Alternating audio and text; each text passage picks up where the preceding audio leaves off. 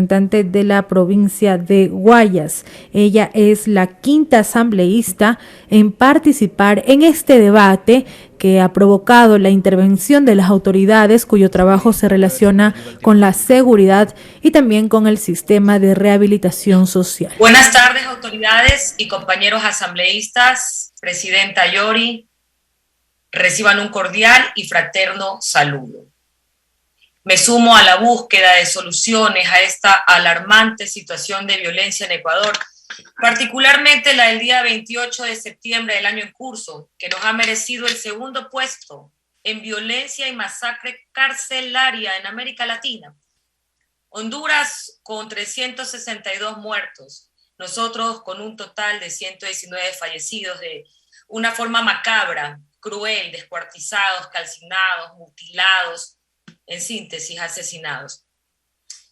La seguridad ciudadana no está asegurada en estos tiempos. El orden público se ve afectado y la paz ciudadana amenazada. La crisis penitenciaria, si bien es cierto, es inédita, pero es execrable. En el artículo 1 de la Convención Americana sobre Derechos Humanos establece que nadie debe ser sometido a torturas, ni a penas o tratos crueles, inhumanos o degradantes. Toda persona privada de la libertad será tratada con respeto debido a la dignidad inherente al ser humano. La pena no puede trascender de la persona del delincuente. Siento mucho en realidad la tragedia y duelo que vive la familia ecuatoriana. Me siento indignada, al igual que todos los ecuatorianos, porque estamos desprotegidos, vulnerables, en peligro constante de ser asaltados, violentados.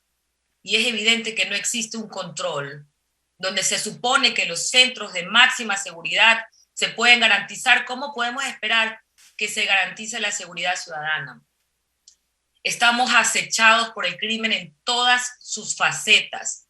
El gobierno nacional debe de tener menos discursos, más acciones decididas y efectivas. Yo quisiera preguntarle al coronel Bolívar Garzón, ¿ya se ha designado al presidente del organismo técnico de rehabilitación social? Porque hace 4 meses está vacante ese puesto. También quisiera preguntarle, ¿cómo es posible que hayan existido granadas, machetes, motosierras, armas de fuego, armas cortopunzantes en el interior de las cárceles y aún no hay responsables de tanta matanza? Coronel Garzón, le pregunto, ¿ya se presentó formalmente la denuncia a la Fiscalía para que se investigue la masacre de la penitenciaría de la semana pasada? Necesitamos establecer responsabilidades penales por estos asesinatos. También quisiera preguntarle, ¿cómo avanza el proceso de análisis de las carpetas de los privados de libertad que pueden ser beneficiados con el indulto? Nosotros, desde la Comisión de Soberanía y Seguridad Integral, recorrimos el recinto penitenciario, entramos en un cuarto donde están todas las carpetas hacinadas, en cajones, en archivos, botadas en el piso. ¿Cuál es el impedimento de hacer un orden? ¿Cuál es el impedimento de que todo este desorden se pueda determinar la población interna y proceder a los indultos? Es necesario, por las mujeres, por los discapacitados, por los adultos mayores, por las personas que todavía no se les ha definido si tienen que cumplir una pena. Es necesario convocar una gran mesa interinstitucional para dar un abordaje a esta crisis penitenciaria, donde en su mayoría está afectada por el fenómeno socioeconómico de las drogas. No hay un sistema real de prevención y de rehabilitación de drogas. Y en el artículo 3 de la Constitución de la República estipula que son deberes prioritarios y primordiales del Estado garantizar a sus habitantes el derecho a una cultura de paz, a seguridad integral, a vivir en democracia y libre de corrupción.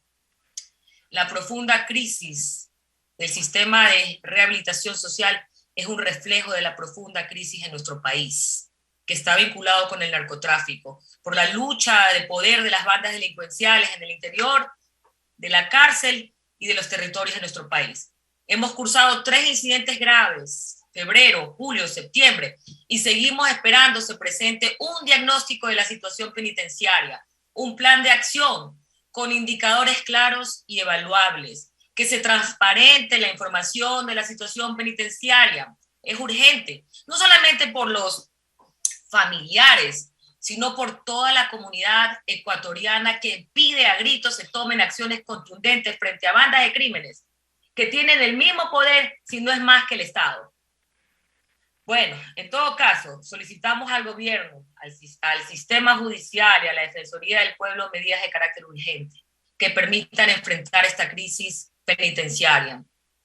Como ya mencioné hace un momento, la mesa interinstitucional con todas las entidades va a permitir no solamente también integrar a la sociedad civil, sino también a la academia, que se dote de institucionalidad a una unidad dentro de la inteligencia y la estrategia para la detección de amenazas y riesgos en el centro penitenciario, y que sea el CIES el que presente el informe al respecto de las omisiones en el control del ingreso de armas a los centros de rehabilitación. Esto es de locura, cuántas armas ingresaron y no hay un informe al respecto, cómo ingresaron.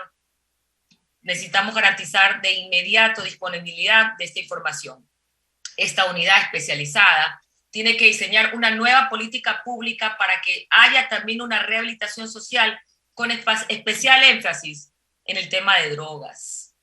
Ahora, algo que es extremadamente importante, que lo pudimos ver cuando estuvimos ahí, en este cuarto donde estaban todas las carpetas archivadas y botadas en el piso y encajonadas, que no hay una identificación de las personas privadas de libertad y que se debe de hacer un sistema de censo penitenciario que va a permitir categorizar a las personas que están privadas de libertad.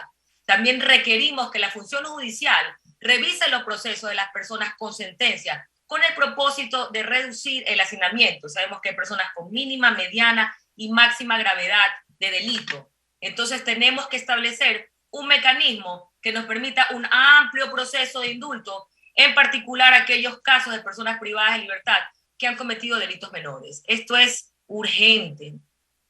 También es necesario priorizar las medidas de indulto presidencial a favor de jóvenes que han sido procesados por consumo de sustancias, de drogas, y que sabemos que están en la cárcel aprendiendo un nuevo oficio, el sicariato, aprendiendo realmente, porque como ya lo dijo el poeta Roque Dalton, aquí en la cárcel no se está castigando el delito, sino que se castiga la pobreza. Hay un grupo que realmente cuando entran los nuevos presos, los manipulan, los proceden a chantajear, y esto tiene que acabar. Hay mucha corrupción interna y es necesario acelerar los procesos del traslado de personas condenadas, también con la repatriación, que se solicite que los países que tienen convenios con el Ecuador aceleren estos procesos de negociación.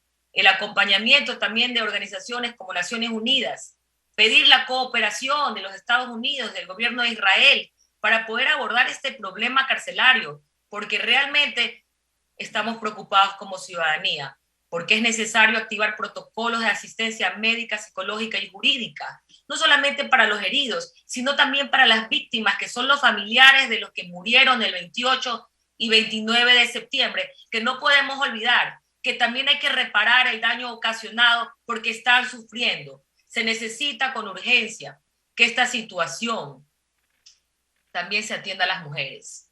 Estuve en el pabellón de las mujeres. En el último recorrido que hicimos, ya cerraron un hueco gigante que había donde se metían del pabellón de los hombres al pabellón de las mujeres, y las mujeres eran vulneradas.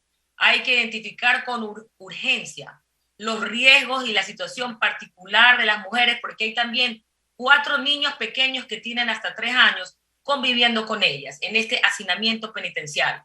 Ahora, exhortamos también al Consejo de la Judicatura, a la Fiscalía en general, al Estado, a la Corte Nacional de Justicia y a la Defensoría Pública, en el marco de sus respectivas competencias, revisar los procesos de personas sin sentencias, que hay muchas. Se inicia un proceso de diálogo dentro de la función judicial que permita conversar, llegar a acuerdos, construir e identificar mecanismos para un uso racional de la prisión preventiva.